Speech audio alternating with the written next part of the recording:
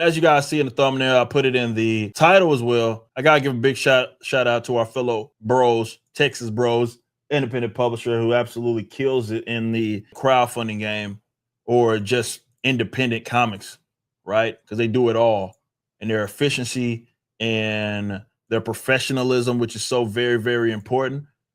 Something to admire how they've grown, and that's Iconic Comics. Okay. Now, these guys win for a couple of different reasons, and I want to talk about most of it has to do with just general professionalism, right? Putting out quality material, of course, is part of it. Art is part of it. Perhaps you can argue the main part of it, but it ain't the only, right? You got to take it. The business part is serious as you take the artistic part. You have to, okay?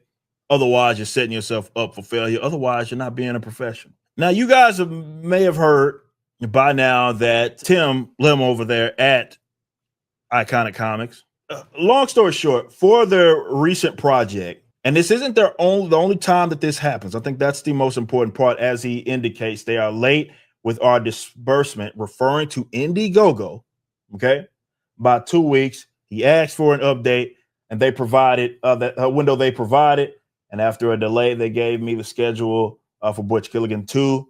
It's not even the first time this has happened. And he posts some other instances where they're investigating some issues, but you're not really getting any answers, right? Or it's just not professional on their behalf.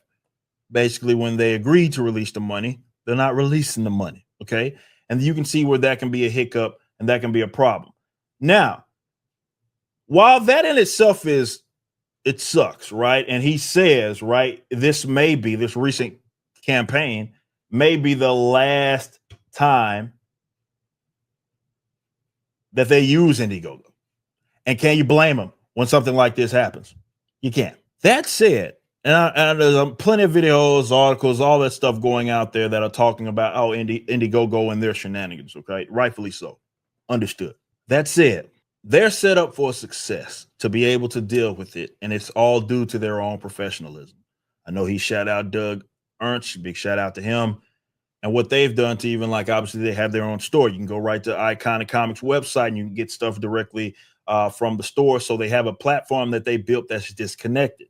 There are other crowdfunding platforms that they have been they're in good favor with, as far as because they provide what they say they're going to provide, and they deliver on their projects, even though maybe others aren't fond of them utilizing that platform, Kickstarter and such. They have access to all of that, and of course, the general publishing as well. So this is something that I'm always encouraging other independent creators to do: is you have to figure it out and find where you're going to exist that doesn't entirely depend on someone else's platform, especially one that's a major company like an Indiegogo. Okay, it's nerve-wracking to me when I see folks are all in on this one platform that they're going to produce on, whether it be an Indiegogo, Kickstarter, whatever it is, and that's where they're going to house everything that don't really have a store presence anywhere else. And if it is, it's very, very minimal, to where if they did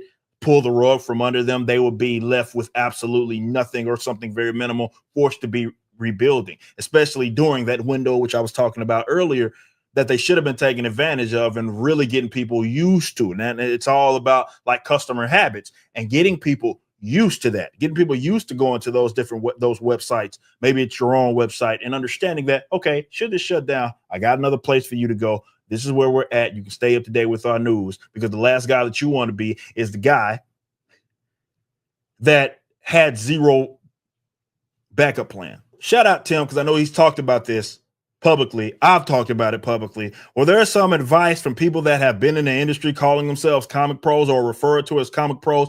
They are economically illiterate. And I know a lot of folks got mad at me when I said that, but that's the honest to God's truth. It's not, again, like I was talking about before, it's not even their fault.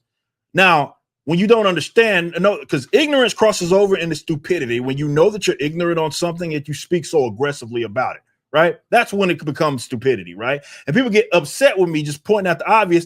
Most people that create, definitely if they've been working in the mainstream, have been contractors their entire lives. That doesn't, just because they know how to draw, know how to write, or do anything, does not mean that they understand business. Excuse me, business. Everybody that's watching this live, hell, even if you're watching this segment after the fact, type business right now in the chat. Flood it. But seriously, doesn't mean that you understand business. The reason I bring that up is because even before with the Rippaverse, I was having these conversations with other people, right?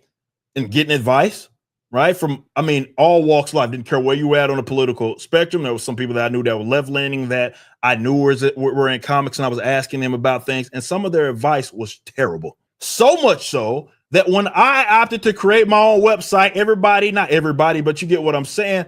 There were people that called themselves pros that said it was stupid of me to do that. Now here we are. It's about future-proofing yourself. It's not just about that. And yeah, sure, something else could happen that could cripple you, but you don't just give in to that, right? And let it be known that, okay, if you take me off of this one platform, I'm cooked.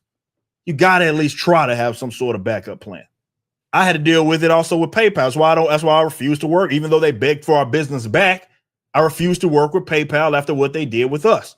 And it was a similar situation, right? Held a bunch of money, said they were going to release the money within the window of time, tried to restart it and push it back another 90 days. This type of foolery that we were dealing with. And I was like, no. That is not a processor that I'm going to rely on anymore. So I didn't. But could you imagine when definitely when Rippaverse first launched, we had all this hype going on. Could you imagine if I was on some other platform and all that hype that we had going, everybody's talking about it, talk of the town, and then bam, the rug got pulled under us and a platform decided to, withhold a bunch of money like they kind of did with PayPal. But again, they weren't our only processors. So again, was able to sort of mitigate that problem or just banned us off the platform. Could you imagine how screwed up that we would be? We'd be cooked. The Iconic Comics guys is something that I think they do things that I think a lot of independent creators can learn from. They obviously understand how to operate a business. They deliver on their promises, which is very, very important. Anybody that makes it seem like that's just a thing that happens, no, it's a very important thing. It's expected that when people drop money for said thing, that they get it when they were promised by the seller. Okay. And should there be any hiccups, making sure that they communicate that. Okay. But they had that down pat. They show that you don't necessarily need to be so active on doing videos and streams and stuff like that to try to get sales. Organic growth, constant, but most importantly, they understand the business side of things, which when stuff like this happens, it doesn't completely derail their business to the point to where if they decide to not put Coming America or Butch or whatever, Soul Finder, doesn't matter, Black Hops or Indiegogo, they're going to be just fine.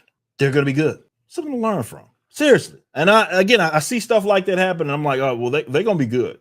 But I know if that happened to some other folks, they wouldn't be good at all. But big shout out to those. Something to admire. I've been very public about they do things that we admire, right? And we don't see that as, I know some people want us to fight because there's like this really childish, unprofessional sector of independent comics that thinks that sitting here trying to present yourself as the greatest, which means that there's no room for other creators. And therefore, if anybody threatens or challenges your greatness, right, or you think that they are, then they must become enemy number one. They think that that's a standard in independent comics, and it's not, right? It's not a standard even in our sector, let alone independent comics. This stuff is independent comics goes well beyond what the hell I'm doing or what the hell anybody else is doing, no matter how self-important that they are. And so they want us to plex with each other and stuff, but that's just not how it operates, right? I got much love for them. They got much love for us, and we respect each other. And like Doug said the other day, if Iconic went away, we'd be fine. If we went away, they'd be fine. The same thing, right? But we do have a lot of mutual respect for each other, and it's healthy. And I think, obviously, there's a major crossover between our audiences.